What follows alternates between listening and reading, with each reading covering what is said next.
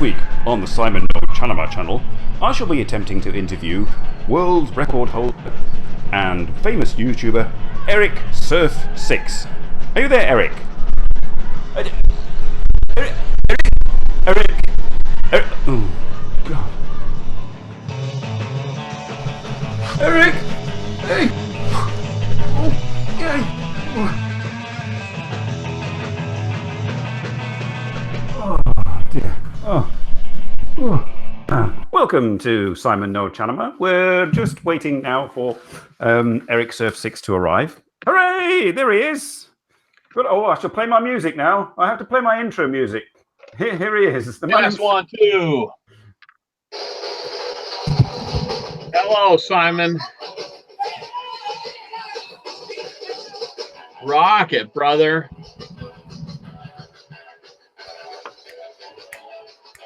What's up? What's up, Wasabi? Hey, here we go. All the ways he's come in straight from work, straight off the train. I can eat the rest of my burger now. I think. Okay, I think I'll join you. Yeah, I hit the convenience store on the way home. It's always a good go-to. Definitely going to be a meal time. It's epic meal time with Simon No Chanama. That's right. It's going to be epic. I got a chicken sandwich. Oh. What is this? This is cheese onion roll. Oh, you've got a variety. I just have one thing. What else? I've got some. You got to have a little bit of grain, some edamame. Oh yeah. You know, all right. Bit of salad. Right, yeah. Soybeans. What else? What else? I thought I had a fish sandwich too. Oh, you left it on the train. No worries. No worries. I got a 6-pack. You said bring beer. All right. I've just got some Belgian beer. So, I mean, I may have to go downstairs and get a refill. Would you like to trade? I hear the Belgian beer is much better than this. Yeah, this is 6%. I got you know.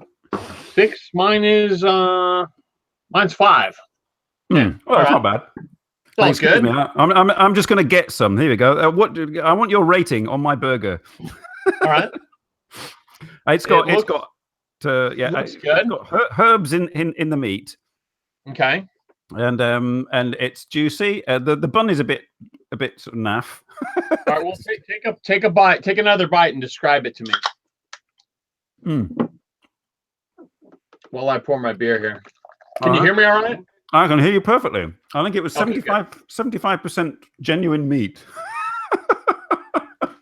And you made that yourself? I cooked it myself. Put it that way. Okay. No, I did. I just bought it at the supermarket raw. Right. So you buy the patty and then you cook it yourself. And it's got the herbs and spices in it already. Yeah. Is that right? Yeah. Okay. Yeah, I was a bit strapped for time. Oh well, hang on. Yes. All right. So first question, Simon. I'm interviewing you tonight. Oh God. I've got 20 questions for you, and I've set up all my green screens, especially. What do you do for a living? What is your day job? My day job, God, it's so boring. My day job is I work as a part-time warehouse man. Scuba diving instructor, is it? Look at your background. No. This is for you to reminisce about what you were doing the other day. You know what? Here's my mask and snorkel right here. I did do a little bit of I saw those fish. Yeah, I did do a little bit. Oh, it's Eric! It's Eric! It's the fish. Yeah, it was good. It was good. It's really it's only May here, as it is in everywhere in the world. Generally, on the universe. Yeah. But the difference in the temperature between Tokyo and Okinawa is quite a bit. Maybe 7-8 degrees Celsius. So it basically feels like summer down there. It's humid already. It's warm. The sun's out. Whereas here, it's still springtime conditions in Tokyo. And you were working during the day, presumably, or even working. Yeah, I had a couple of juggling shows each day. One at 11, one at 3. So lots of free time. It was good. Cheers! Nice. Drinking already. Cheers, kampai, and all that business. Yeah. That's right, kampai. Oh wow, you speak Japanese. Yeah, onigiri, and konnichiwa, and stuff like that. Yeah. So how you been, Simon? Long time no see. It's been a while, hasn't it? Yes, I think. Yeah. I think in last time I saw you, it was your cousin Earl. Oh, could be. Yeah. Yeah. He disappeared. I need to find him again. Where is the man in a suit? It's hot. It's hot, Frederick, in my room. I've divested my jacket. Are you reading comments? Yeah, what you need to do is call up a tab and pop out comments. Oh, how do I do that? Call up a tab for YouTube. Okay, I got the tab. Find the show on my channel. Pop it out, and you can go to comments and then pop out comments. How many people are watching right now? I'm embarrassed. It's 4. You have that data? 4 at the moment. 40,000? Wow, man, you have got quite the following. 40,000. How hot is it? How my burger is lukewarm. No. How hot is what? I am impressed. Yeah. So right, we'll do tit for tat questions. Okay. Okay. All right. First question. Yeah. I need to change my background. Hang on. Where have I put it? Where's it gone? Yeah, the background's getting a little annoying. Yeah, there we go. Here's the new background. All right. Related to this question is. Oh. Wow. What goes through your mind during a bungee jump? Wow. You did your homework. What goes through your mind during a bungee jump besides the contents of your stomach? That's a good question. I've bungee jumped in Japan about half a dozen times. There's about, I think there's 6 sites in Japan now, and there's a new one that just opened up in China that I really want to go to. It's the highest bungee jump in the world. Oh my God! It measures in at 240 something meters. It's 240 meters. Yeah, and here's the kicker. I know the guy that runs that's the boss of the company, and he's invited me to come and jump it anytime I like. So I'm seriously thinking about doing a China bungee trip. How cool would that be, right? All right, but so what was the question again? What goes through your mind as you're falling? Well, the hardest part is taking the initial jump, right? You're on the platform, and then you keep edging out, right? The further you edge out, the sketchier it gets, because you can see that you're going into the abyss, right? You're going to be going into jumping off into nothing. And then they give you a countdown. They go 5, 4, 3, 2, 1, bungee, and that's your cue to lean forward or take a leap out, or wet your pants and crawl back. Yeah. So basically, you do it. If you don't do it, like a lot of the girls there's a lot of people that bail out.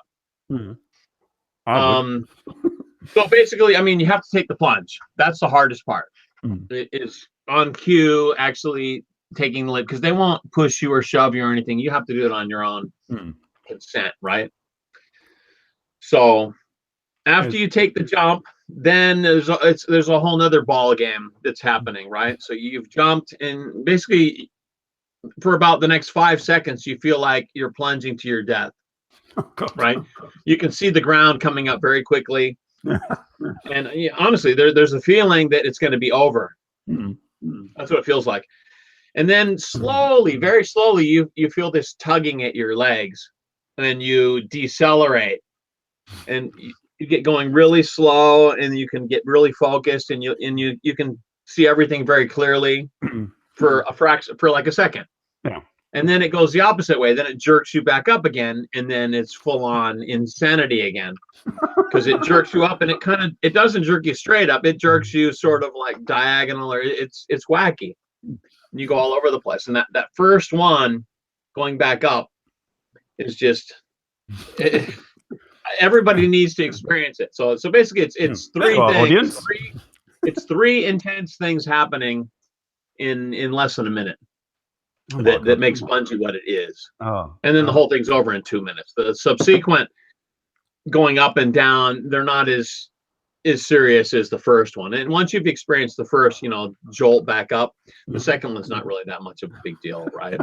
It's the first one because you're surprised. But yeah, bungees. I mean, I think everybody should try it. It's it's not as heavy as skydiving. I mean, I haven't done skydiving yet, but it's cheaper and it's I don't know. You feel like you have a safety net, right? The cord is attached to your legs, right? So with skydiving, I haven't had the balls to do that yet, to be honest. Well, my mother on her 70th birthday, the present we got for her was skydiving. Oh, on her 70th. Oh, you're awesome, Simon. Yeah, I mean, I've been outdone by my mother. Well, she's not a surprise. Yeah, I bungee jumped with my father at around. He was about the same age, and it was the same thing. I gave it to him as a gift, and he went for it. Wow. Yeah. Got video of it. There's a video of it somewhere. Right. Yeah. Oh, excuse me. Yeah. So you bungee jumped then, right? No, never. I mean, I just get nervous looking at it. What? Sorry. This is not my bungee jump. No, this my homework consisted of finding somebody else doing this on the internet. Okay, I'm with you. Let me ask you a question. Yeah, it's your turn now. Yes, go on. What's the most daring physical feat that you have ever attempted? That I can talk about alive on. The most daring physical feat. Yeah. Was I think wild water rafting. I've done. That was I think in Wales. You have river rafting there? Yeah, I mean it's not in the same league as the stuff you've done. But it was fairly hairy. I should imagine. Well, I thought it was anyway. All right. But well, good on you for trying that. Yeah. My son, who's age 20 now, mm-hmm. He's a river rafting guide in California. Oh, right. But he does for a part-time job. Is that dude's got it? Yes, that's his YouTube channel. Although he doesn't post anything there. Yeah, he's become an Instagrammer now. That's what the kids do. That's what we do. Yeah, I do that as well. Yeah, so that leads. That leads into several questions. All right, segue time. Segue time. Segue. Oh God, I'm lost here. Where are we? You want me to comment on the photo on the background? You could. Yes. I think this is the Minakami bungee jump. Very first one I did. I fooled you there. I have fooled you. This is some bloke in New Zealand somewhere. Oh, okay. Oh, close enough. It looks similar. It all looks the same when you see the white light and you're approaching death. yeah, pretty much. I mean, I see water and I see a raft, and it's the same animal. Yeah. Now, I shall segue into my next question, which will result in. And here we are in Las Vegas, of all places. Woohoo! Which is where you were eating it up the other day, or at least that was I don't know. Was that an old upload that was sitting on your computer, or were you actually in Las Vegas before Okinawa? I can't remember. I was. Well, yeah. I mean, here's the deal with my upload schedule. I have a month's worth of content that is, what do you call it? Scheduled ahead of time. Mm-hmm. So the Las Vegas trip happened a month ago, basically. Right. Yeah, I get it. Yeah. And I mean, that's the way it really needs to be organized and not taking. I can't be doing a video like on the spot anymore. Yeah. I have editors and stuff that work for me and take care of that because I still have my day job too. I'm a teacher. That's right. Yes. I mean, that's another question that we'll. Right, but let's keep on the Las Vegas theme here. Las Vegas is my favorite city in the world. I would go as far to say that. All right. And the video that you've seen as of like today, the posting date of this video, was a buffet that I did in it was a hotel buffet in Las Vegas, and they've got some of the best buffets in the world in Vegas, in good value. So, yeah. And I have one more video coming up of Las Vegas, one more food video. It's called the Heart Attack Grill. How's that for the name? Yes. Well, this is also a nice segue into another question. Sure. Did you actually see the questions? I don't remember. Whether you Yeah, actually... I did. I had a chance to look at them. Yes, Ah, yes, cool. I did. Cool, because the relating to the eating and Eric Mealtime, I noticed that Eric Mealtime videos take up like 15, 20 minutes, and they're quite sort of, you know, full, I should say. And yet you said in one of your question and answer, Ask Ericsurf6, that your favorite videos to make were the adventure videos, yet they only lasted like a few minutes. So, Yeah, I mean, I've never seen that question, and it's a bit of a dilemma, really, Simon. Because the content that I used to produce on the channel that was popular and that made my channel rise to a certain level was the tricks and puzzles, and they were very short videos. You know, very rarely over, say, 2 minutes. And I was able to garner like a large audience of very young people, teenage. Yeah, crowd, I noticed. Yeah, right? a lot of people asking the questions were all for the kids, kind of thing. Yeah.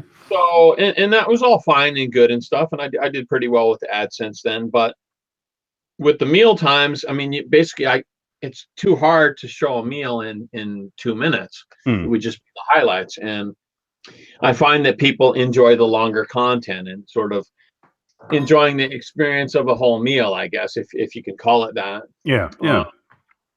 I mean, yes. I mean, that's how I suspected that would be the case, you know. But and it's closer to like real time, so there's a little bit of storytelling that goes along with it.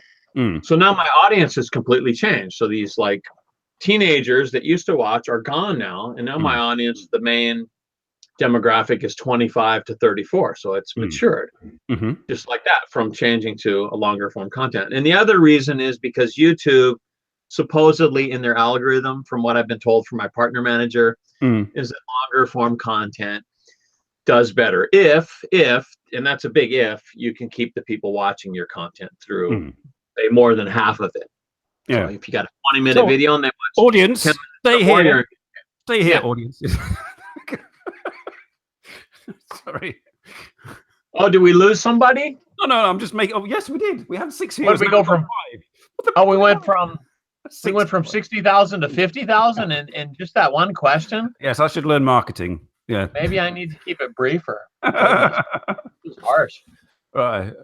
So yes, so basically, yeah. You. Yeah, but I feel like I want to tell my story a little bit, because I've been on YouTube a long time. And my channel has evolved, and YouTube has evolved. So I'm trying to sort of change with what, how YouTube has changed, and longer form content, people are watching it.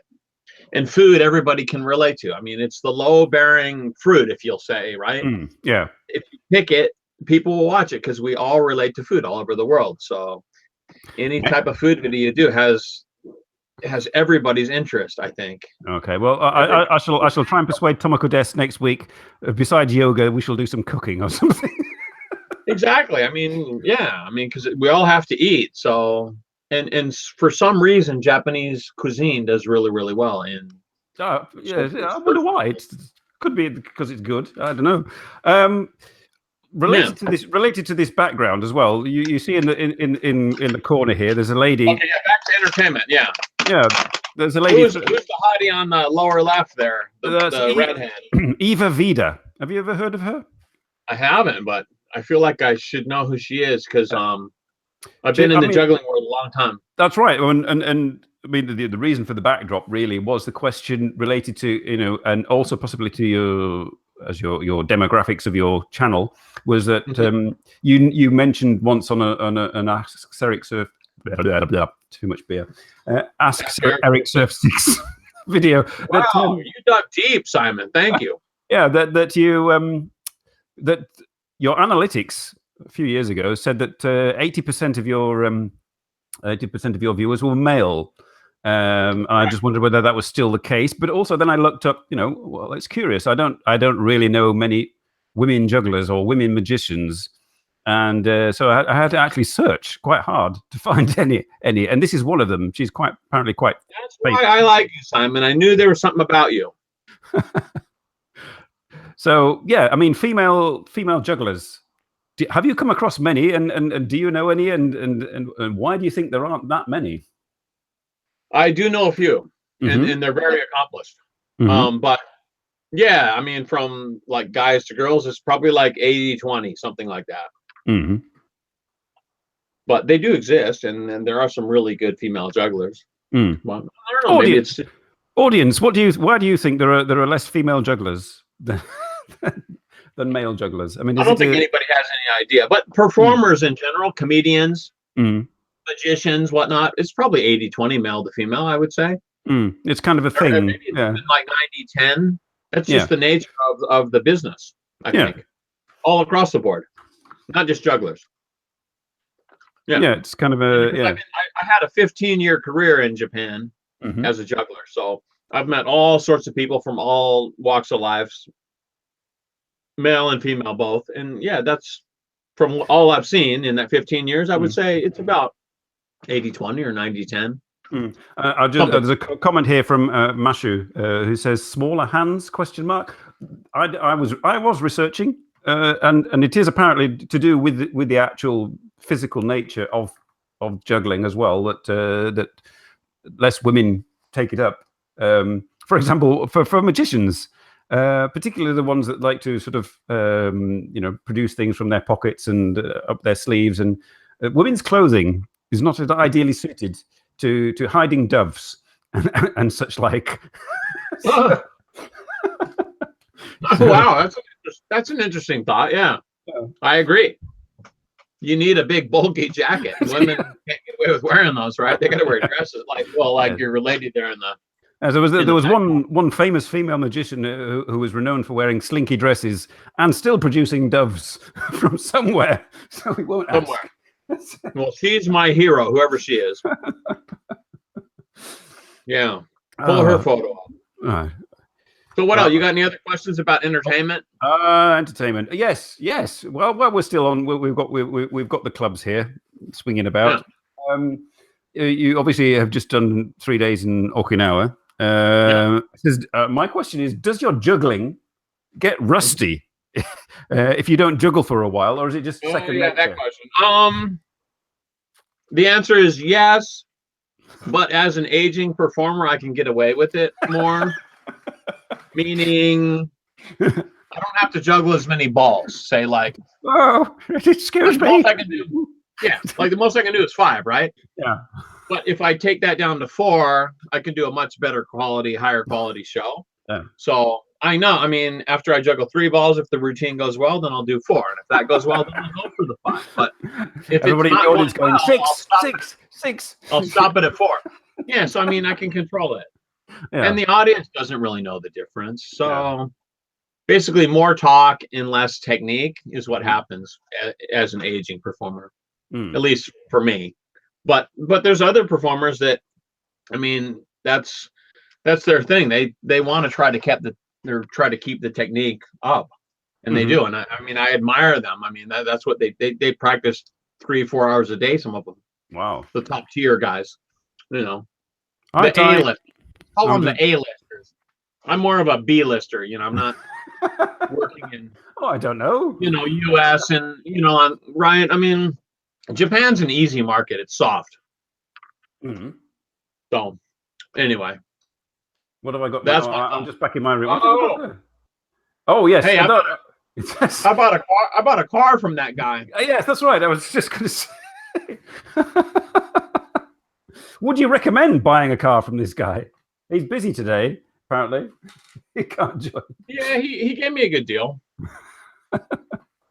And and that's one thing about Japan, is that secondhand cars are an amazing value. They're cheap. They don't have a lot of resale value in Japan for some reason. But so you can get a really good deal on a secondhand car, and it will last for several years into the future. And that's all across the board, pretty much. I mean, basically, they look after them quite well. I mean, they do. They do. Yeah, people take care of cars, and but they don't have a high resale value after a couple of years. The value just goes like boom, plummets. So Ty is asking, Ty Naka from somewhere in America, I can't remember Ty, sorry, is asking, have you been surfing in Hawaii? And if you have, where? Great question. What's his name? Ty? Ty. Yeah. And I used to go to Hawaii every year for, this is back in my 20s, right? And when I was in college, I would say I went for 10 consecutive years, maybe 8 consecutive years. I went to Hawaii every winter to ride the big waves. 8 consecutive winters. Yeah, more or less. For a month, and I would stay for a whole month on the North Shore, where it's the biggest waves in the world. So, yeah. All right, great training. I mean, and essentially that's where I learned how to ride big waves, which is it's a rush, a huge adrenaline rush. I mean, that leads me into actually my second question, which I skipped over. If you hadn't discovered bodyboarding and surfing when you were a kid in California, what would you have done to get a rush? I would say. Wow.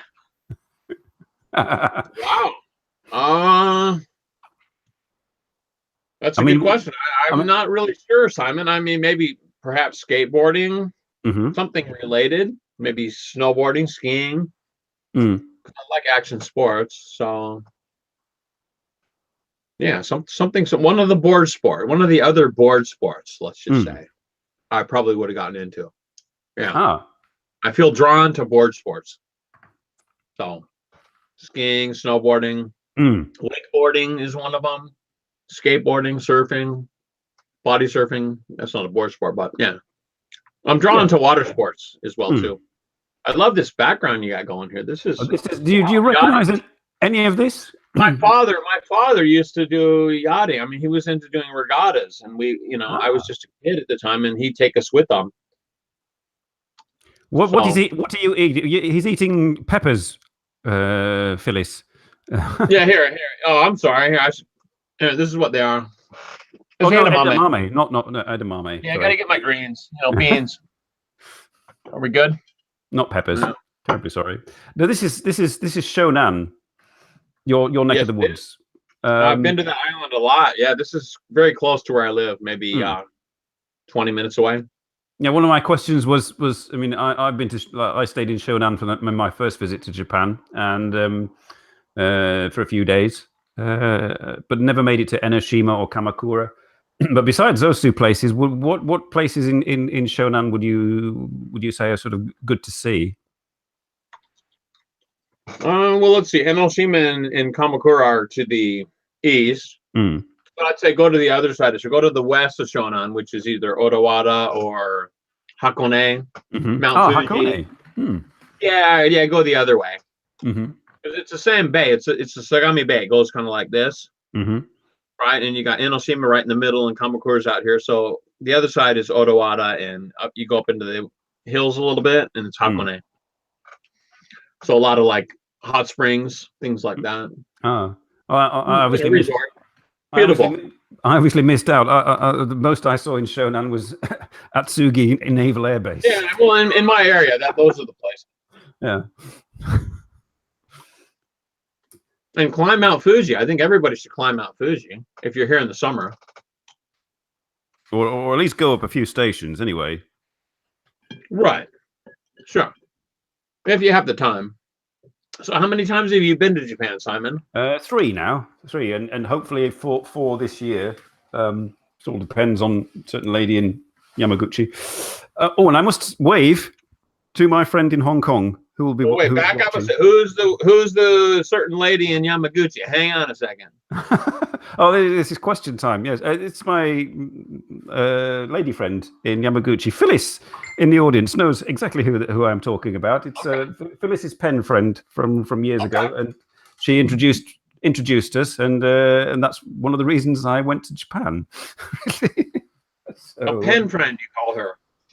She was a pen friend of my friend Phyllis, and is now more than that for me. So, well, that's wonderful. Well, that's exactly what you need in Japan, is somebody to show you around. Yes. So I have an open invitation to you to come and hang out in my area. I'll take you around for a day or two. Oh, cool. Yes. Yeah. I mean, you're perfectly welcome to come here, but I mean, I mean, I could take you to some really nice cities. I mean, here in Belgium, there are some nice things to see. Well, you live in I thought you lived in the UK. You're in Belgium? Well, no, despite the accent, I'm British, but I've lived in Belgium for 20 years. There, Okay. Sorry, I didn't know that. I should know that. Wow. Let's talk about your lady friends, Eric, says Phyllis. Okay, bring it on. Yeah, well, that leads me nicely into a question. You say you have editors and so forth, but one of my questions was, how much does your camera operator charge for filming you, and has she ever considered starting her own channel? Well, okay, so we're talking about camera operators. Yes, not editors, as opposed to editors, because I mean I have both. I have a lot of fans. Let's just say friends, people that watch my channel that enjoy what I do, and they volunteer their services to either shoot video or help me edit a little bit. Are you listening, audience? Raises my hand. Yeah. So, I mean, basically, there's not just one camera person. As many people. And there's half a dozen. And editors, I have 3 editors right now. Wow. One of whom is my son. So, did that answer the question, or I don't know, Phyllis? Did that answer the question, or were you looking for something juicier? I don't know. We're still in Shonan. Where do we? Oh, yes. Well, yeah. Segueing backwards now. You thought I was English, or was it from the UK? I am from the UK. So okay. Well, I'm glad I got that part right. Let's go to the UK. Let's talk about food. Let's go to the UK. Have you ever also in one of your Ericsurf6 Ask videos? Someone asks you, where would you still like to go? And one of the places, there was a whole boatload of places, all quite exotic, and then England. Yeah, happened to be one of them. And I'm just wondering, since making that question and answer video, have you ever been to England? Did it rain? And did you have an English cuisine? Is that London Bridge? Is that the London Bridge in the background? That's London Bridge in the rain. Wow. I have never been to Europe actually yet. And furthermore, I have relatives living in England, London, I believe, but I do not know really who they are. And it's like, so I won't go into that. I mean, I haven't. Supposedly, my sister says, who's been a couple times, she says I have an open invitation to go visit. Oh, nice. And they've seen my videos, so whatever. But I mean, I guess I should go. I don't mind a bit of rain. Yeah. Well, yeah. I can't. I mean, I'm a surfer. I can get wet. So yeah, I would love to go. And what is that? What is the food there on the bottom right of the screen? That is a fry up. That's an full English breakfast. It's like equivalent to a heart attack on a plate. So that's a breakfast. That's a breakfast. That's English breakfast. The sort of thing you get in bed and breakfasts and cheap hotels. Yeah. Okay. Well, I like the mushrooms and the tomatoes. I like the beans. I would eat that. It's not bad. Yeah. Right. Looks all right. So I have a question for you as far as English cuisine. Okay. I shall try my best. What exactly is a plowman's lunch? How would you describe that? I would describe that as an advertising campaign from the 1970s, which was instigated by British pubs. It's basically. Is it like a work? Is it like a bento in Japan, like a workman's? Yeah, it's kind of that was how it was. That was how it was sold. It was put together by British pubs in the 70s, and they thought, what can we do? We've got a bit of apple, we've got a bit of cheese, we've got a bit of bread, a bit of lettuce and tomato, and a bit of pork pie or whatever. We can throw that all together. It doesn't cost as much to make it, and it's dead easy. What could we call it? So they called it a ploughman's lunch, and then people thought, oh yeah, traditional, sort of what farmers used to eat in the olden days, kind of thing. And people bought it. You know, they oh yeah, that's great. We'll have that. So yeah, what kind of bread is it served on? Well, there's the bread. It doesn't come like a sandwich. It's the bread it just comes with it. It's like a chunk of. It's rather nice. The bread is kind of like freshly baked, usually a bun style, wholemeal, not just a slice of bread. Yeah. So you put it together yourself. Yeah, but it's cheap that way for the pubs. They can just throw all these ingredients onto a plate, bit of Stilton cheese. Oh, okay, I'm with you. So it's buffet style. Yeah, it's nice. It's nice, but I mean, you're being conned a bit when you think, oh, this is a traditional English meal. Well, I mean, my grandmother used to talk about it, and I never knew what a plowman's lunch was. She talked about it all the time. I was like, well, what is it? I never understood when I was like 8 years old. Oh, well, when you come to England, you'll have to ask for a plowman's lunch. It was always tea and crumpets, or tea and like scones, which are the most disgusting thing in the world. Oh, I don't know about that. We've offended half the English. What is a scone? It's a disgusting piece of bread that crunchy, and it doesn't have any flavor. There's no sugar in it. What is this? Well, that's what the lashings of Devon cream and strawberry jam are for. Yeah. The blue-eyed sin Phyllis says Eric certainly likes things in his mouth. Well, yes, is Eric epic meal time. Phyllis, you should check that out. I've been traveling for the last 6 hours. I didn't get a chance to have dinner, so please excuse my. I mean, it's what I do. It's what made me popular on YouTube. Is eating on camera. So. What's up? That's my video. I lost. Yeah. I'm in a dark I'm in a dark place. Give us the background. There we go. We've got Japanese juggling here. We're going backwards here. Going backwards. I like that. All right, hang on. One more thing about British food before we move on. Okay, is that right? Okay, so you do have some really amazing food in the UK, and that's got to be fish and chips, right? That's got to be the number one thing to go to. Yeah. Standard, or I mean, it's delicious. I mean, it's like it's kind of like everybody's heard of like fish and chips kind of thing. Yeah. How often would you eat fish and chips?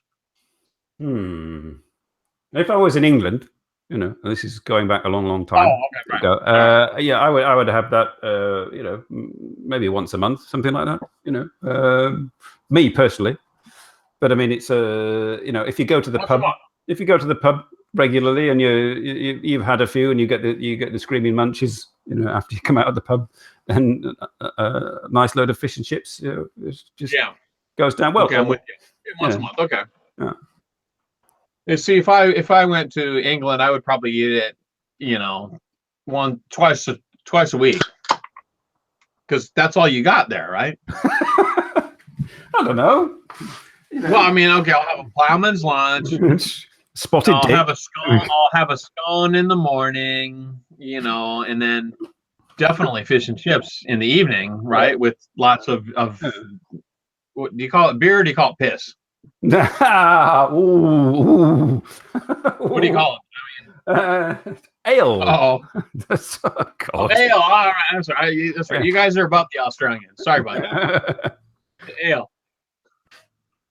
Right. Well, why have I got this background? Why have I got? Oh, this was just. Okay. All right. Go ahead. Yeah. This was. You did your show just in Okinawa. Well, the question is, did you do it in Japanese? Because I noticed that on your videos, when you show yourself doing your live shows, your live juggling acts, it's to a Japanese audience in Japanese. So was this the case in Okinawa? Well, it was a bit tricky because probably 30-40% of the audience was Chinese. There's a lot of Chinese travelers now going to the South Islands. And I mean, I can't really speak Chinese very much, a little bit, because I've been there twice, and it's hard to tell the difference between Japanese faces and Chinese faces. I mean, right? Unless they're having communication among themselves. I know the difference of the language, but and there was even some Caucasian people there as well too. Like like Western people like to go to, you know, South locations where, you know, you have the beautiful beaches and stuff. So I used a little, mostly Japanese, but I also spoke some English and a little Chinese. It was 3 languages. Oh, right. And it was received really well. Yeah. I mean, the reason I ask is, you know, you're obviously fluent in Japanese, having lived there and raised children there and so on. But your channel, whether this is entirely, intentional, is almost exclusively in English. And have you ever considered producing Japanese content for a Japanese YouTube audience? Well, let's see. As of my latest YouTube analytics demographics data, let me pull it up right here on my cell phone. Just pretend this is my cell phone. Okay. Let's see here. Yeah, here I got the light. You see, it's lighting up. It says 4.9% of my audience is in Japan. That's a pretty low number, Simon. Ah, yes. So, I mean, yeah, based on that, you would. Yeah, I mean, I haven't looked at the stats within the last month or so, but I'm pretty certain that, say, 60% of the audiences are native English speakers, 70%. So that's why I produce content in English, because that seems like that's what the audience can understand. And furthermore, like, there's a lot of other, say, like, what do you call them? Not non-native speaking audience people that watch. Yeah. And if a video has a lot of hits, like it gets up to 1 million or something, then I'll go ahead and put the English subtitles on the bottom and make sure that they're perfect. I'll do them myself or have somebody do them. So it's not the auto-generated ones. And I find that helps a lot too, because if they can follow the English and read along instead of trying to hear, they can do both. They can hear and read at the same time. You get more of an understanding for a video. So I have done that for all of my big videos, like my top, say, 20. And I find that that's helped for sure. But some people have asked me, but that being said, some people have asked me to do Japanese content, but honestly, I don't think it would do that well. I mean, it's kind of a novelty thing. Like, once in a while, I don't mind doing it, but I would have to put the English titles. I'd have to translate back into English so that people could read and see what's going on. Yeah, you could. Well, you could delegate that to all your employees. I mean, once in a while, I don't mind doing it. Maybe in the future, I'll do one with my son. We'll just speak all Japanese, and they can just absorb it, and we'll see what happens. Yeah, but it's a good question, because I mean, since the language that I use in my day-to-day life here, I would say is more Japanese than English. And even though I'm an English teacher, a lot of my students are low level, and if I speak English to them, it's like staring at a wall. There's no reaction. It's just a bit like me in my Japanese class when the teacher speaks Japanese to me, like right, yeah. So right, and just daily life in Japan. I mean, I've been here 20 years, so it makes a lot more sense to rely on Japanese rather than English to get things happening and to get a conversation or whatever it is I need done, my business taken care of. So yeah. Okay, your turn. Oh, good. Yeah, I got a question for you. What is that mic? Let me try to. Well, I can only see me. Yeah, that. What is that mic that you have? This was kindly given to me by Robert Old Dude when I was with the 3 old dudes. It's a blue snowball. Okay, I've heard of that mic. Yeah, it's not quite as fantastic as a blue Yeti, but it's okay. I can get a nice voice going with it. So I like that close up deep voice. Yeah, it's good. All right, yeah, just curious. Yeah, I haven't invested in like a really good sort of close up USB mic for.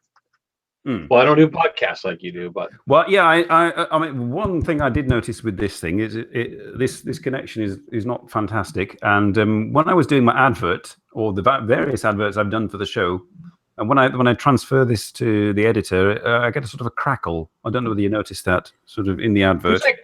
Who's that guy down at the bottom? Who is that? Oh, hello. Who's that other guy? Who's that other fella in there? Molly. What say there, Eric? Long time. Been a long time. I'll drink to that. Hey, Manami-san. I'm just waving to my friend, my piano player friend in Tokyo. All right. Welcome to the party, Jim. Yeah, I'm drinking Zippo lighter fluid. Okay. I haven't smoked for 2 years, but I've got a can of lighter fluid here. I don't know what to do with it. Oh yeah, I can light up pour it on your guitar and do a Jimi Hendrix. Yeah, there we go. No, I just had I got a few minutes, but I got a lesson at 9:30. I just want to drop in and say hello. Hello. Well, it's good to see you. Hello. Okay, we lost him. Yeah. A little birdie told me you were going to call me. Oh, it's not me. Who, me? Yes, sir. Oh yeah. Yeah, I want to hook up. I want to come see you next month and go make a video of the Brazilian burger place in Shizuoka. Sure. If that's all right with you. Of course. Yeah, that'd be good. Of course, you're always welcome down here, Eric. You know that. Awesome. Yeah. Is that? Do I hear a little bit of the Big Paul accent there? Yeah, no. Howdy, what you say there? You come on down here, fella. So about that car that you sold me, what was it, about a year ago? Well, I tell you what, you go on major transmission problems, and yeah, I had to junk it. Well, I tell you what, life's a lot simpler if you plow around the stumps there, fella. Okay, well, yeah, I've moved on from that. But it was fun making the video. Yeah. Okay, guys, I got to get ready for my lesson. I just want to jump in and say hi, Eric. So, yeah. Cheers, man. Nice to see you, Jim. Thanks for stopping by. Call me. Okay. All right. All right. See you guys. See ya. See you, Jim. Call him. I don't even have his phone number. How would I call him? The power's not funny. Oh, that's Phyllis and Jim. They have a history. So Yeah, it's all good. What's going on, Ed? Ed, you're late again. This is that. Is that Ed? What Ed is that? Is that the Ed that I know? Ed tomorrow. Yes. Yeah. Hey, Ed. Yeah, Ed. It's Eric. Ed. Eric. Where was I? I've lost questions. Question number. What question are we on? There's 20 of them. Yeah, I missed it. Promised me we'd be done in 30 minutes. How are we doing so far? Did I? I did not promise that. All right. I've got to squeeze an hour out of this. You know? It's okay because I still have beer left here, so I may have to leave you and go and get my other beer, but no. You have my full and undivided attention. Okay, right. This is a serious question. A serious question. You've been on YouTube for 11 years. 11 years. Yeah. And what have been the main changes to the platform, both positive and negative, that you have come across in that time? Could you summarize? Yeah, sure. Basically, what happens is when YouTube makes a change, everybody complains because they don't like change. And then after a while, the change that they implement and they fix all the bugs and stuff makes YouTube's platform a better place to be. So, I mean, almost in all cases, YouTube gets better over time for sure. So, yeah. Although there's one feature that they got rid of that I was really, really bummed about, and that was when they got rid of the video response feature. Yes, I agree. Because I could do interactive stuff with my audience and ask them to make a video response doing the trick or puzzle, say, that I was doing in the video, and then I would choose like some of the best ones and do a giveaway. And you could easily view them right under your video. They were there. You could see the thumbnails of them stacked up. That's right. Yeah. Really organized, and everybody got in there and looked at each other's videos. There was a lot of audience, like interaction, and that feature went away because it was too spammy. There were people that were putting videos under really popular creators' videos that had nothing to do with the video, right? Yeah. Well, I get it. I mean, I understand why they did away with it. But in my case, for some of the stuff that I did, it really helped my channel, I think, become more community-like. Well, the most viewed video on my channel before I changed the name and everything and started doing all this malarkey was a video response to Caffeine Jedi. I don't know whether you've heard of Caffeine Jedi, but she made a video cooking with pasta or something, a drunken cooking video. So I made a video response, and middle-aged dad cooks, sweet pasta or something like that, and I've got over 1,000 views over 5 years. But right? I mean, right? The function had value for sure, right? But I mean, in general, you feel that everything is actually sort of incrementally getting better. Yeah. Totally. YouTube has evolved. I mean, look at all the commercial content. Look at all of the television content that's on YouTube now. When we first started, that didn't exist. It was it was you and me tube, as in. Oh yeah, well, I quite like that aspect of it still. I mean, that's. Well, I mean, and listen, it still exists, right? They haven't pushed us away and out. They know that's what it is. That's a big. I believe honestly that they have tried to take care of us through. There's a whole bunch of different avenues and things that they've developed, like the YouTube space places around the world that you can go to if you're in a big city. And I mean, if you have a certain amount of subscribers, you can get a YouTube manager that will help you and keep in touch with you. The YouTube puts on a lot of events. They spend a lot of money basically for me and you. So I think it's going to be around for a while in the future. Certainly, I mean, that goes nicely. Answering the question, I mean, definitely, it's been for the better than the worse. How YouTube has evolved. Yeah, that goes nicely into question number something or other, which is in the middle of this list. Blah blah blah blah blah blah blah. Yes, do we have to be mad to be YouTubers? No, that wasn't the question. That's quite apparent. Anyway, I stopped watching TV around 2010. And my 8 years you've been off TV. Yeah, kind of. I have a digital TV reception thing that just gathers dust. Apart from when my parents come to visit and they watch TV. But my youngest son just watches Netflix on his phone or on the TV. My eldest son doesn't bother with TV at all. And I just get the sense that TV has been superseded. It's no longer the go-to place to watch stuff. And would you say this is also the case in Japan?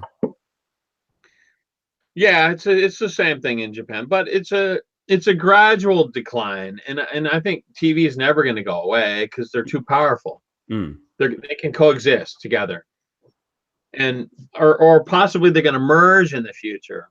Whereas TV, maybe it's going to be streaming, watch on demand, any TV show that you want. I mean, that's what Netflix is doing in Hulu, right? Yeah. So I think eventually network television or the big cable channels like Disney or whatever, they're gonna merge with possibly YouTube or whatever streaming, Amazon, whoever's doing it, and it's just going to be another method for delivery. Because I think what people want is delivery. What do you call it? On demand. On demand. Yeah. They want to see it, in real, when they want to watch it. That's the problem with TV is that you have to watch it at a scheduled time. Yeah, that's right. Yeah, I mean that's right. And if it is at a scheduled time, you have to watch the commercials. You can't skip them. There's no ad blocking unless you DVR it, right?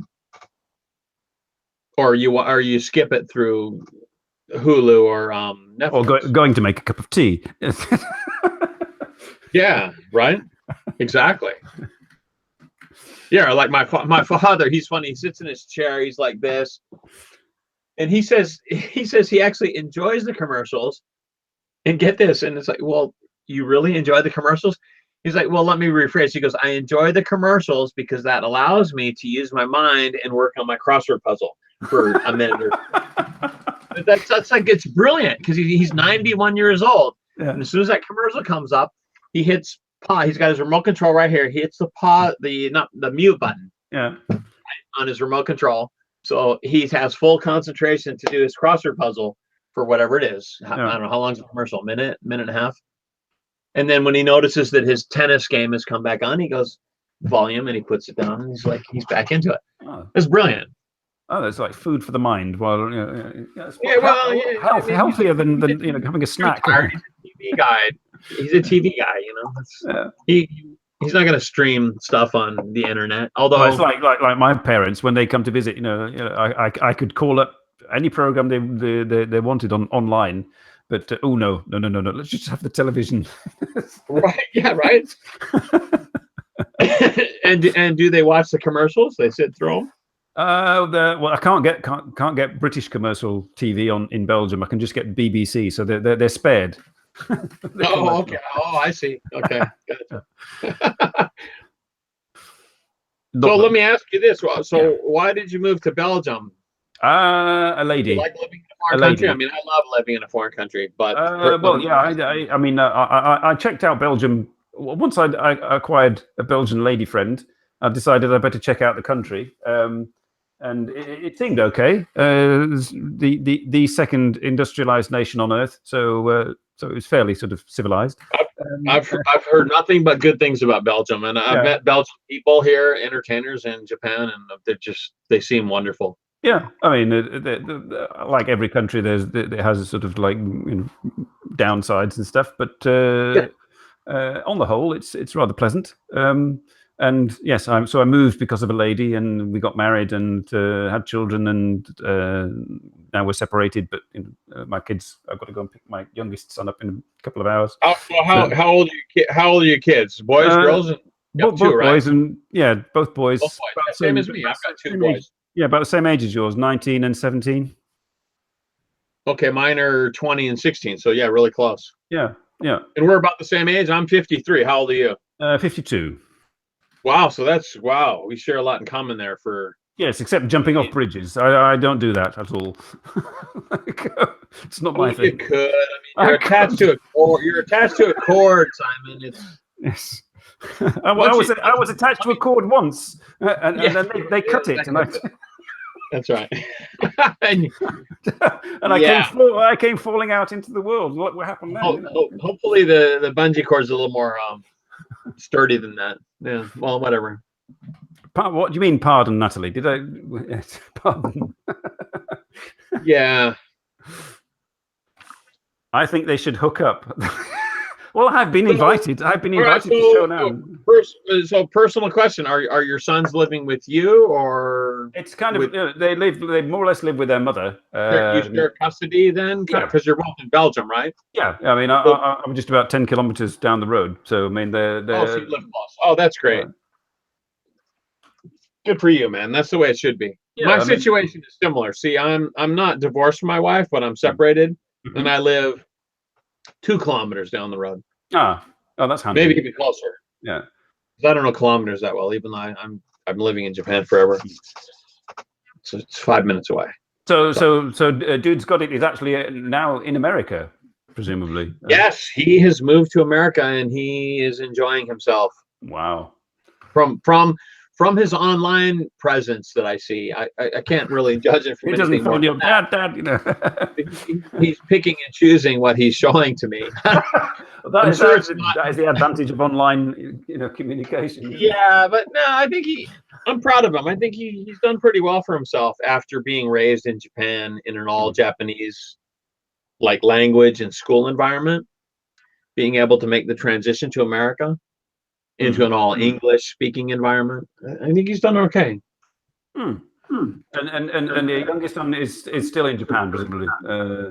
Yes, he's in high school. He's in his 3rd year. I mean, so he'll be graduating and going to university. Is he looking sort of outside of Japan, or you think he would probably stay there? I think he's going to stay in Japan. Yeah, he seems to like Japan more. But whatever, it's his choice. I support him either way. And I think my youngest said, he'd quite like to, live in England. Or my oldest, I can't remember, it was youngest or oldest, but I mean, because we go there regularly, sort of twice a year, and they really like going there, and they can speak fluent English, so no problem that way. But I don't see them generally moving there. I think they will probably stay in Belgium. Yeah, I see. So do you speak Dutch as well too? Yes. You're bilingual. Yeah, I mean, it took me about a year and a half to sort of get fluent. And when we had the children, we decided that we would like to give them a dual language thing. So we started talking English exclusively to our oldest son until we were told, no, you have to speak Dutch as well. So otherwise, right. Well, that's huge. If you plan to stay there long term, I think you need to have bilingual happening. Yeah. Well, good.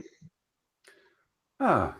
I think I've run out of questions. Actually, what have I missed?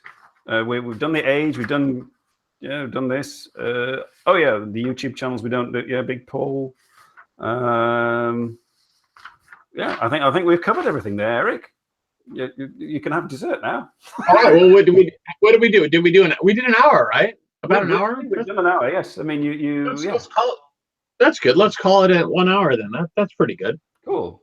Oh, I'm really glad you were able to make it, and I really enjoyed chatting with you. Actually. Yeah. Well. Yeah. Likewise. Yeah. It's good to ask you some questions and get to know you as well, because I know you all send me the link to your show, and I always feel bad if I can't go and check it out. Yeah. And we're about the same age and stuff. So, well, I have one last question for you. Yeah. Why the super interest in Japan and the J-vlogging community? What's up with that? That stems largely from my interest in Japan, which was my interest in Japan was awakened by the 5, 6, 7, 8s. Have you ever heard of the 5, 6, 7, 8s? Yeah, I know those numbers, the 5, 6, 7, 8. Yeah. So I'd say it's an all women Japanese rockabilly punk band, who are now about our age. Who are now about our age. Well, in that case, you go deeper than I do. Yeah. Okay. I'd heard of Japanese women punk bands before. Okay. And okay. I thought that was rather a curious phenomenon. Yes. Kind of. There's a lot of really. Okay. And so yeah. I mean that piqued my interest, shall I say? Okay. And then you decided to dive deeper. Yeah, and then there was a guy, a Mexican YouTuber who lives in Tokyo, who made a video about them. So I subscribed to his channel, and by doing that, YouTube. Do you remember what's his name? What's his name? Because I think I know him. The buff guy, right? Mexican. No, not Mexican Samurai. No. Okay, not him. No guy. I was thinking of him. No, somebody else. Yeah, no. Okay, so basically, then you dove deeper and went to YouTube. And that YouTube threw up names, and I thought, I'd like to see what the Japanese countryside looks like. So the first thing that I discovered was Kurt's channel, Softy Papa. Kurt, yeah, right. Yeah, and the recommendations based on Softy Papa were this, that, and the other, and so I said, this is all this, Mully and Victor and everybody. I mean, that's the thing. We were in the early years like a really pretty tight community. There wasn't a lot of us, and we all knew each other. And then it's exploded into this huge thing now, and it's a lot less, knit, and people don't know each other. And there's different factions. Like you got TKO Sam that hates everybody else, and there's that. But that's what happens when community ggets bigger. It breaks off into a. That's right. Yeah, sort of that's just the nature of the beast. So I get that. But, yeah, so that's basically how I got into it, and then I went onto Facebook. I met the other two old dudes via comical radio. Who also have an interest in Japan, big time, right? And that was the scope of the show, right? Yeah, and through them, get those people to come in as guests or whatever, or to watch the show, right? Yeah. And you had, a lot of it was based on Japan. Yeah, J-blogger content stuff, right? Yeah. Once we'd got sort of one or two JVlog names on to the others. So hey, this is okay, and they came on board, and it just developed like that. It snowballed a bit like that. And obviously, then when I went to Japan, I decided it would be nice to meet these people, which I did. Yeah. Most of us are all right. I said most of us are all right. Yes, most of you. Yes. Yes, yeah. I think anybody that goes over to live overseas in another country, and you understand this, you're making a sacrifice, right? And you're accepting of another culture and different people, right? Yeah. And you assimilate, or like whatever, inspired by them or something. And I still feel that way about Japan. I still enjoy living here after 20 years. Even though, I can't be like a regular J vlogger and make a video about something cultural that's different, right, from my American culture, because like I've been here so long, right? It's not a big deal anymore. But if you're fresh off the boat, you have much more, insight into, making a video and explaining the differences, right? Where it just doesn't interest me anymore. It's sort of how it is. Yeah, there's more food. Okay, so follow-up question for you. Yeah. Would you ever come to live in Japan, especially since you have that special someone living in Yamanashi? Would you possibly, your kids are really close to moving on, right, and becoming adults themselves? Yeah. Is that a possibility? It is a possibility, and it depends entirely on the lady Yamaguchi. I wouldn't come here and then hope that would develop. It would have to develop first for me to go there. So yes, that's a possibility. It's a big jump. Would you be interested in living in Japan? Yes, I've been 3 times now. In your 50s, to start over in a new country where you don't speak the language and everything's foreign, you'd be willing to give that a shot? As I say, purely on the basis of if anything would developed in the romantic department. I would not sort of like give everything up and come without that. Let's say. Right, because you'd have to give up that beautiful TV in the background and these books and this beautiful wooden house and those green chairs. You'd have to give up all of that, right? Yes, it would. Wait a minute. Can you even see that? There we go. There, I've given it up. There we go. Welcome to Japan. Yeah, here, we'll draw in Mount Fuji right there. Yeah, right. Drawing Mount Fuji over there, and here. Drawing Mount Fuji. Let's try and draw Mount Fuji. No, just because what I'm trying to say is that as people age, they don't tend to do as many adventurous moves, especially like an overseas move. It's fairly unheard of, like over age 50. People will travel abroad, but to make an actual like move abroad and change your residence is a pretty bold move, right? Yeah. But not out of the question for you, right? I respect that a lot. Oh, yeah. Do you have another question? I don't know. I was just busy drawing Mount Fuji. Like myself, like I've lived in America, I've lived in Japan for a long time. I'm thinking I still maybe have one more move left in me, an international move. I could always come back to Japan.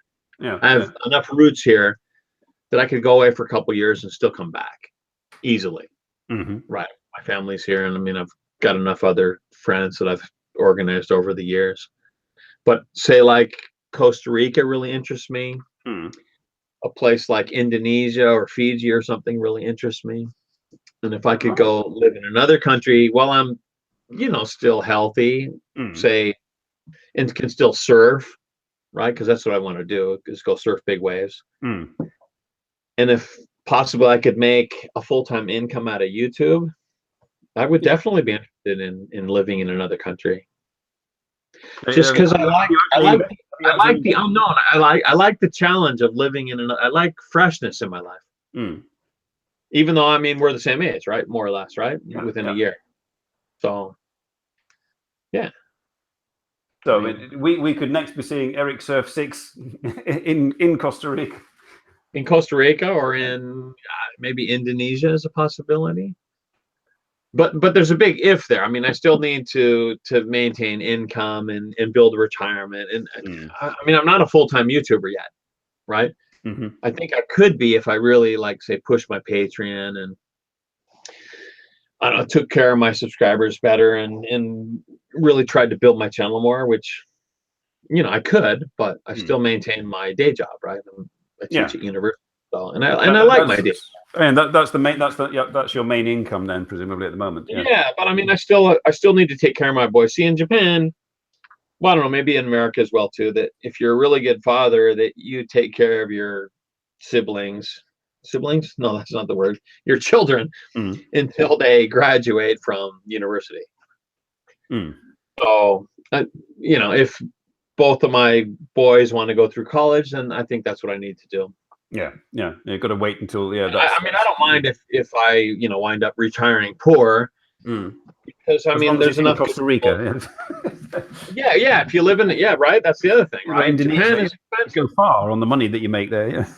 Exactly. See, so yeah, Indonesia or Costa Rica, Mexico is another one. Mm-hmm. And I mean, I would go so far as to say that I would learn another language like Spanish, right? Mm-hmm. And then you can live for $1,000 a month, right? Basically. Yeah. A good life, where there's, good health care and stuff. Mm. But I don't know, I mean, I'm also very comfortable here in Japan as well, too. Maybe I would retire in a more, say, remote place, like one of the island, like in Okinawa, where I just came from today. Nice and relaxing there. Yeah. I mean, right, a little more. I mean, I hate cold weather, so more, warmer climate year round. Yes, you certainly would not like to retire to Europe. Do not do that. No, Europe's too cold. Well, even California's good, but Japan's too cold for me in the winter. I've just got to say, some people have had to go to bed. There's one other.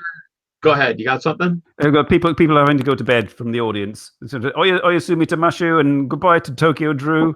He's got to do his own streaming. Oh, Tokyo Drew, you were in the house? I didn't even know. That guy's cool. He's been commenting on all my videos. I like that. He wants you to go and have a drink with him at the hub. There we are. We should. Yeah, and that's a reminder to me to go over to his channel and comment on his videos. So, yeah, basically, what were we talking about? Living in a foreign country. Living in a foreign country and taking it easy. Yeah, and then there's a lot of expats that do that in countries like the Philippines and Thailand and stuff. Right?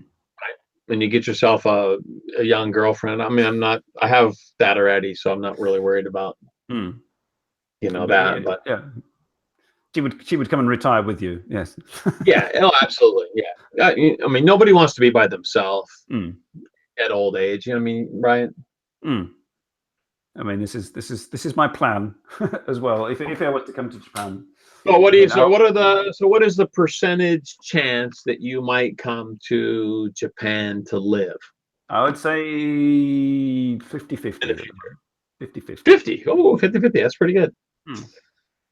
Okay, audience, let's try to get his answer up to like 70, 80, right? And get him to come over and join the J-Vlog community. Simon belongs with us. I mean, you could easily teach English. I can tell you, your English is first rate, even though you live in Belgium. Oh yes, I mean that's one of my selling points. Hopefully, my plan is to come over in October, November, depending on my friend in Yamaguchi, and for 3 weeks, and one of those weeks is to trawl around sort of the area she lives in, visiting various establishments that teach English and just sounding it out, really. Yamaguchi, Ken, that's down in Hiroshima. That's out in the sticks. It's a bit, yes. It's a good place to start. 7 hours from Tokyo. I mean, my actress friend said, "Why don't you start in Tokyo?" I mean, but yeah, Tokyo is expensive. So Tokyo's a bit overwhelming, though, for me. I mean, I live 1 hour outside of Tokyo, and suburbs, right? But I'm on a beach, so it's pretty comfortable. But I wouldn't want to live in Tokyo. There's just too many people. I don't like being on. Well, I could crowded cope with the people. It's just like the price. And I mean, I think was it John Baum? I don't know whether only in Japan or something. Some guy who's lived there for 25 years, and he does stuff for the NHK and stuff. American guy, and he recently got married, and he's moved to a new apartment in Tokyo, and he pays equivalent to about $1,000 for like 2 rooms. No, I don't want to do that. Yeah. Oh, yeah. Totally. Yeah. I mean, you can get 3 times the real estate if you live out in the sticks somewhere. Mm. So I mean, yeah, there's those things to consider as well. Yeah. Yeah. Yeah. Well, that's awesome. 50-50. You might move to Japan because I mean, do you have a university degree? You have a 4-year. I have I've got not university as such, but I've got a degree in fine art. So. Is it a bachelor's degree? It's a bachelor's. I got a bachelor's degree. Oh yeah, then you're good. Yeah. Then you can teach English. Yeah. Like, yeah, I mean, I got hired at a university with just a bachelor's degree. Mm-hmm. Although you're supposed to have a master's. That's right. Right, but you're supposed to. But if they're desperate, they'll hire you, and then once you're hired, then you're grandfathered in, and it's like you won't get fired unless you do some. You just don't get fired, basically. Cool. They keep you forever. I'm not quite as long as you show up for work. Yeah. A Gardoman, yes. No, I mean that's how it works. Yeah, I know, but basically, I mean, you could get, because you're my age or mature, you could get hired at university level, which I mean, it's a pretty nice job. We only work 8 months out of the year, and you get paid. What is it called? Prorated. So you're getting paid even when you're not working. Oh God, that sounds ideal. so you can have 2-month vacations a year, right? Which is, I mean, it's awesome to have that much free time, right? And more or less, I mean, if you're single, it's full-time income, right? If you're supporting kids, I mean, I have my YouTube stuff that helps me as well too, but. If you're not supporting kids, if you're just single, or if you're, married and your wife has an income as well too, then I mean, you can do fine on that income and get 4 months off a year and travel, which is a good life, I think, in your 50s or 60s before you're fully retired. Right. In my university, I mean, mandatory retirement isn't until 70. Wow. So I mean, theoretically, I could still teach till 70. I mean, I would cut down my hours, of course, but.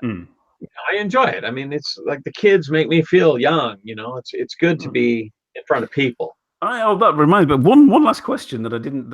I mean, bring it. In relation to you as a teacher, and you with your YouTube and your juggling, when you're teaching with the kids, are you Ericsurf6, Eric Berg, or are you Sensei, or are you all three, or are you none of the other? Or do you keep those identities separate? So who are the 3? Eric Berg, which is me, my real name. Ericsurf6 is my YouTube personality. And what was the other one? Sensei, teacher, boss. Sort of like.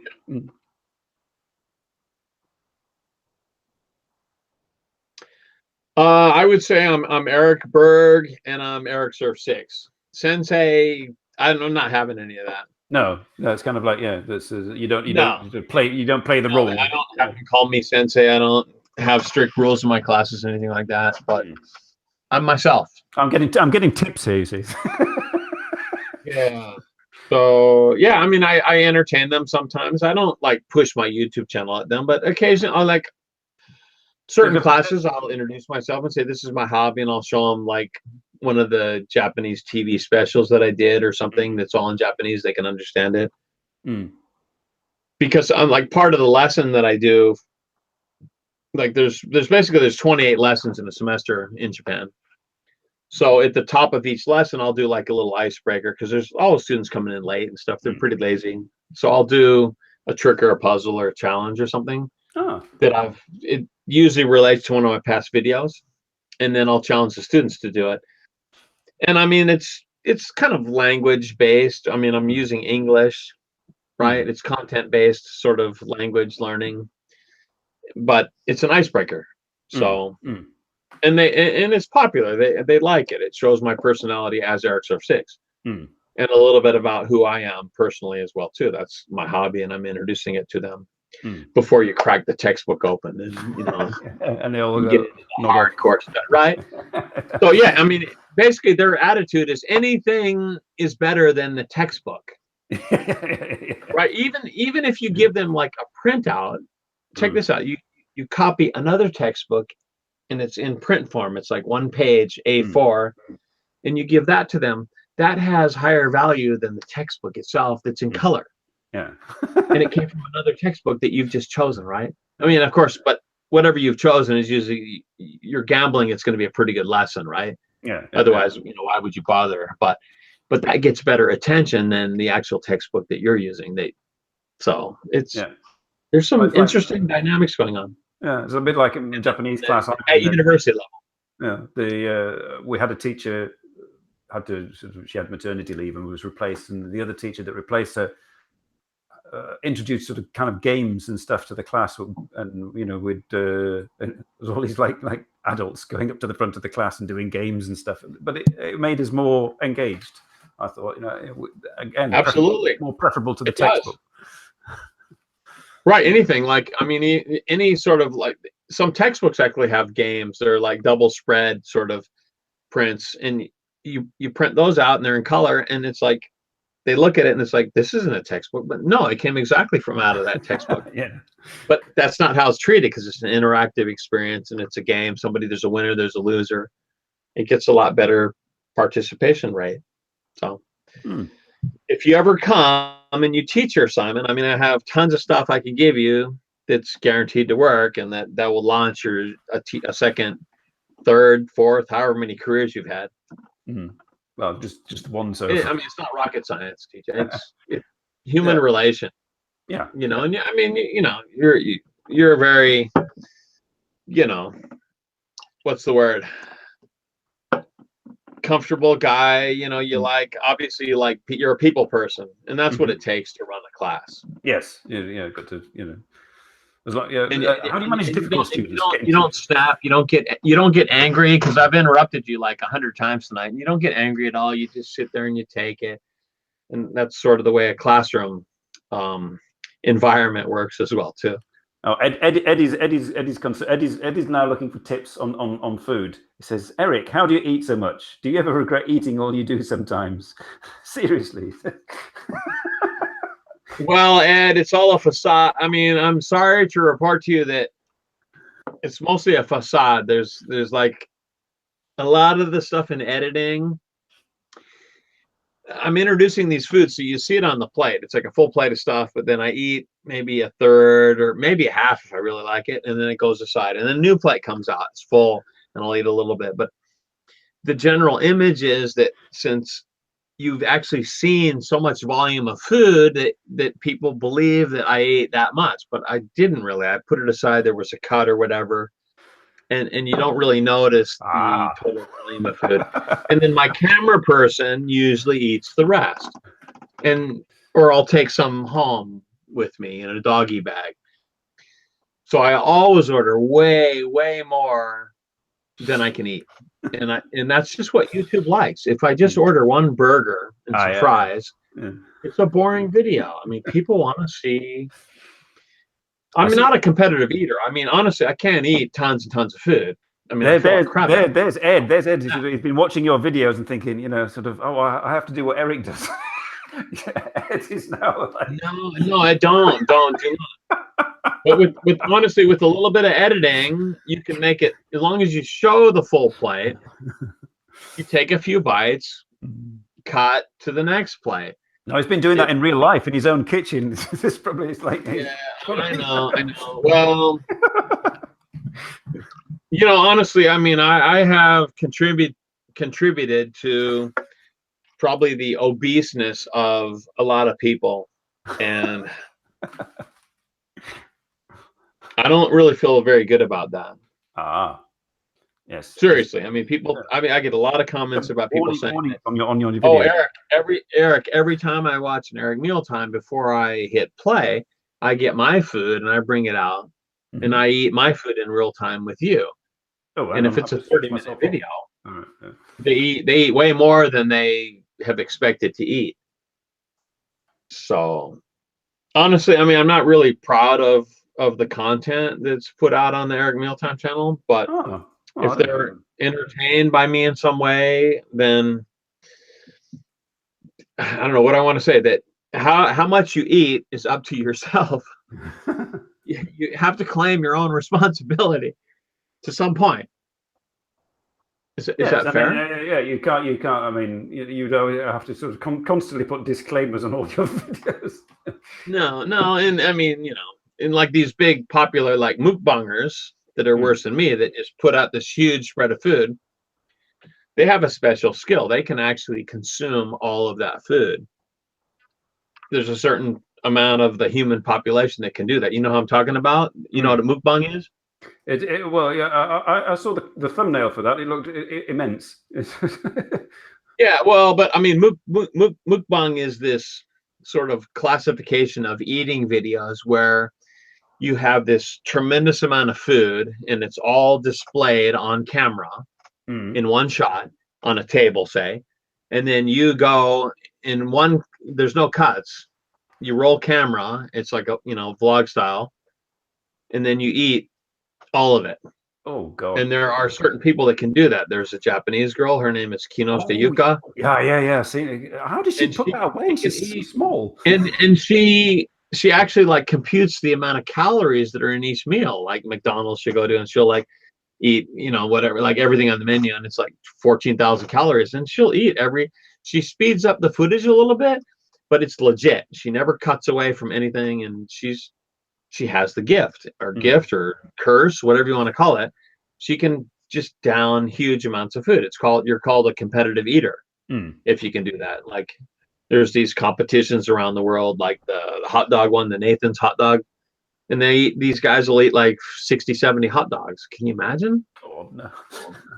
Jeez, I mean, it's such a horrible food. One burger, Yeah, right. But there's people that have that talent. They're called competitive eaters.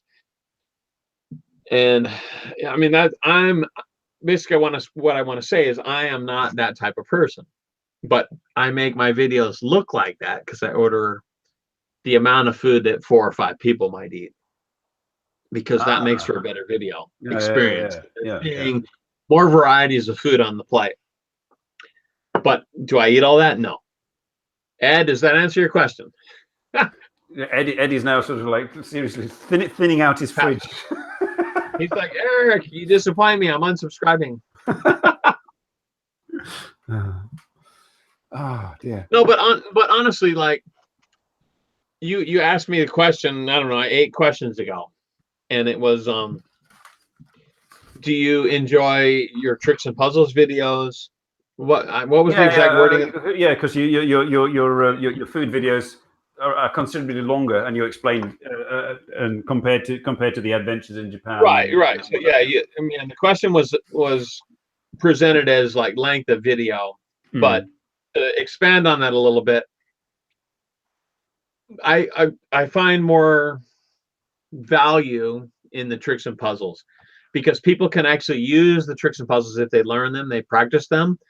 To do them on their friends, and then it's an expanding sort of thing, right? A lot of stuff that I'm doing, the tricks and puzzles, are like old school stuff that if they don't watch it now, it might die. There might not be somebody after me that carries it on, right? Possibly. I mean, there probably will be, maybe somebody, but I don't know, that just has more value to me than just somebody just sitting and eating food. I mean, that to me is, what's the entertainment value in that?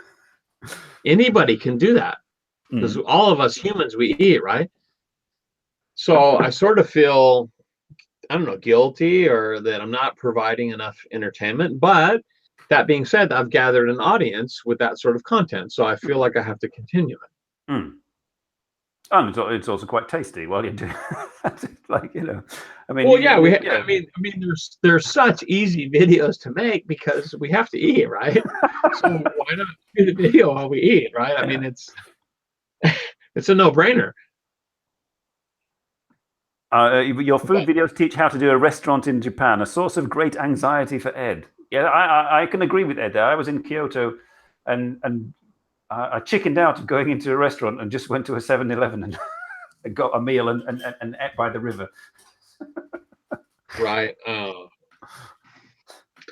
Yeah. So I have restarted the tricks and puzzles as of like 2018, right? So we're 5 months in. And so far, I haven't got a lot of traction. They're not that popular yet, but I'm going to keep them going until the end of 2018. And if it hasn't gathered like a good audience by, for like 1 year, that's 52 videos, because I'm doing one a week, then I'll switch to something else. I'll do some other kind of content for 2019. And until I can discover another type of content that like gathers an audience, I'll keep doing the Eric meal times, right? Because they're easy to make. But my goal for the future, like of the Ericsurf6 channel, is to have another series that is completely like separate of the meal times and the tricks and puzzles, like something else. I'm not sure what it is. Separate channel, yeah, sort of, yeah. No, I'll keep it on the same channel, but just different content, right? Yeah. That's what I really want to do. And I think if you work hard enough at it, that you can gather a new audience. So that's the goal, even at over 50, to be navigating YouTube and trying to like find a new audience. I don't know, maybe it's a lost cause, but I mean, yeah. With regard to that, one more question. You tweeted recently. I've been doing my research. You tweeted. Yeah. You do. Yeah, I like that about you. You tweeted your that, research. Is anybody interested in doing collab videos? Hit me up on Gmail. Blah blah blah. Have you had any response? And will there be collab videos appearing soon?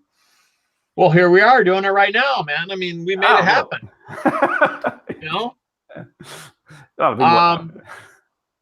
I think YouTube should be all about collabs, and I want to do more and more.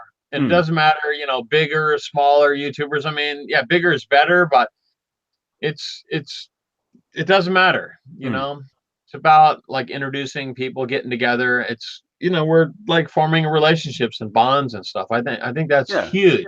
Yeah. Right. I'm feeling it right here tonight with you, man. I've never met you before, but now that we're one-on-one, I mean, I've been on your show before, but just as a sidekick or as a guest. Yeah, and I was wearing a funny hat. You were wearing a funny hat and sunglasses. And I mean, this is huge, just being the two of us, right? Yeah. You actually like make real connections with people. So I want to do more of it, for sure. And if it helps, if it helps a smaller YouTuber, to like get their channel going more, somebody that's motivated, that makes a lot of videos, I think that's great. And vice versa. If it's somebody that's, that's bigger than me, that introduces me to their audience, then I gain from it. But basically, I mean, it all boils down to people and personalities, and sharing your content. I mean, the hardest thing on YouTube today is getting yourself out there. Right? Would you agree? I mean, because there's so many now, it's getting yourself, noticed. So I'm going to make a proposition to you, Simon. If you do a good job in editing this and cutting out all of my drinking bad habits and eating now, have I? All right. Okay. If you do a really good job, like you did on that preview video. Yeah. I have to condense this down to 2 minutes. You did a really good job on that preview. If you like jazz this up, you make it like intros are important. Like you do a 30-second, like really like good intro, getting people all excited and stuff. Then I'm going to promote that on my social media because it makes me look good. Right? Okay. For sure. Or I might even like highlight video of the show. Okay. Yeah. I'm not trying to be pompous or anything, but I need this kind of content for my channel because there's a lot of people that have no idea who I am as a person because they've just subscribed within the last couple months or 6 months. They don't know who I am. Whereas this and all your questions and stuff in this, what do you call it? A Google Hangout, like tells who I am as a person. And that those are the subscribers that you want, is people that know who you are and hopefully will stay with you, right? All right. Well, that's my job for the week sorted. Then, No pressure. No pressure. No, because this will upload as is automatically. Yeah, go ahead. Yeah, go ahead. But what I can do is then sort of download it and do as you say. Yeah, that's a good idea. Actually, I never thought of doing it like that. I mean, usually I do the adverts, obviously without having this kind of content, and then just having to sort of come up with stuff. Well, whichever. I mean, I'm comfortable with it just the way it is. I mean, you know, on YouTube, the longer that you're on YouTube, like the thicker skin that you have, and the less, you know, concerned you are about your mistakes, right? I mean, I know I slur my speech once in a while, but that's who I am, right? I'm getting a telephone call. We need this phone call. You got to answer this. Yamaguchi girl. This is my son. Excuse me. Hello. Yeah. Okay, this could be good. Yeah. Yeah. Well, I thought you said 4 o'clock, but yeah, I can come and get you. No problem. Your mum said 4 hours because she got to take the washing down. All right. Okay. Well, I shall be coming shortly then. Yeah. Okay. Right. See you later. No, a bit of domestic there for you. I have to go and get my son. See, that was precious. That was precious. You keep that in the video right there. I shall. Yes. That's the beauty of a hangout. I think is that it's real.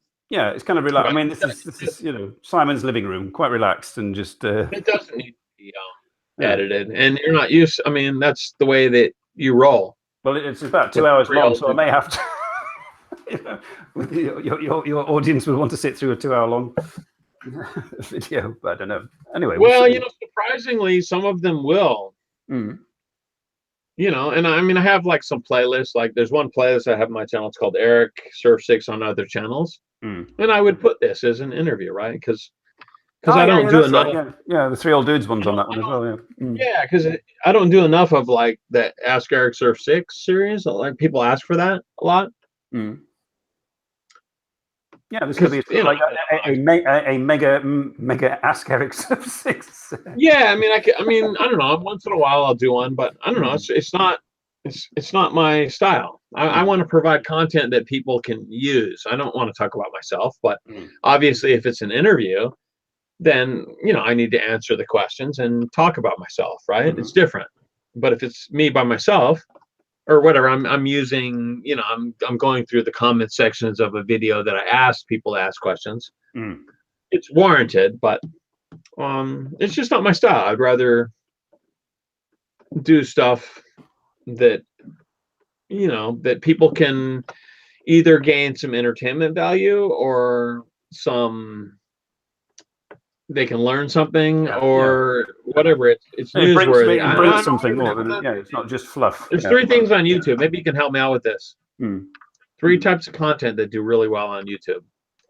You can inform, you can educate, and you can be a cat. You can have cats.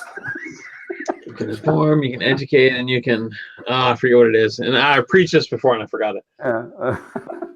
But whatever. I mean, basically, people need to get something out of what you're providing. There needs to be some sort of value. And then if you're providing that sort of content, then your channel will take off. Oh, well, hopefully this will fall into one of those categories.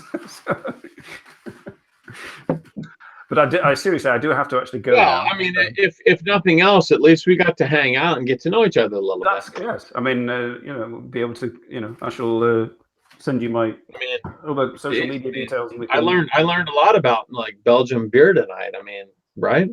Well, yeah. This is even though you didn't drink as much as I did. No, you've gone through that 6-pack already. There's a couple left. Oh, okay. Well, this is my tomorrow is my last day of holidays. Oh, it's Golden Week. Today, yeah, it's Golden Week. In my university, it's the first time that they've given us a whole week off. Wow. So in the past, there's always been like 1 or 2 days that we had to go into work, right? But what they did this year is they extended classes from 90 minutes to 100 minutes. So thus we can actually make up the time and get the whole Golden Week, and we get an extra week of spring holidays, an extra week of summer holidays. And actually, it's hard to teach a 100-minute class, but in the end, I mean, we all realize we get more vacation, so everybody's happy. Cool. Yeah, so it's all good. Good. Come to Japan. Come to Japan. Should we wind this thing up? We shall wind this thing up because I need to go pee. And Yeah, you gotta go pee the sun, right? Yeah. Okay, Eric. Well, thank you for joining me, and I shall have a go at trying to sort of trim this up, and I'll be in touch. And thank you, please, audience. Send me the link once it's up, and yeah, I would love to. I want to present it to my followers for sure. Cool. I think. Yeah. Good, and yeah, they can all sort of learn English from me. Yeah. Hopefully, I wasn't too much of a nuisance tonight, and I apologize if I was. Not at all. Not at all. And let me commend you on your questions tonight. I thought they were all good questions, and none of them got too overly personal. They were, but they cut to the chase. They were good questions. Good. Yeah. Oh, nice to see you, Eric. Enjoy the remainder of your evening. All right. And thank you, audience, for joining us. Next week, the show will be on Thursday, not Saturday, Thursday. And the guest will be the irrepressible Tomoko Des. And she'll be joining us on a Thursday at 9 o'clock Japan Standard Time. So I've got to get my skates on and get the advert for that made as well. Okay. Did you just say you got Tomoko Des on your channel? Is that Tomoko channel? Not Tomoko. Yeah, Tomoko. Yeah, from Nagoya. Oh wow! This is a friend of mine, so I mean that's. Well, I'll definitely come join you for that. I'm a huge fan of hers. Yeah, I'll definitely come join you for that one. Yeah, cool. That'd be nice. So okay. Did you say Thursday instead of Saturday? Yeah, Thursday, because she's doing yoga all week basically. So so she said Thursday. So Thursday, okay. we will be doing yoga on the show. Okay.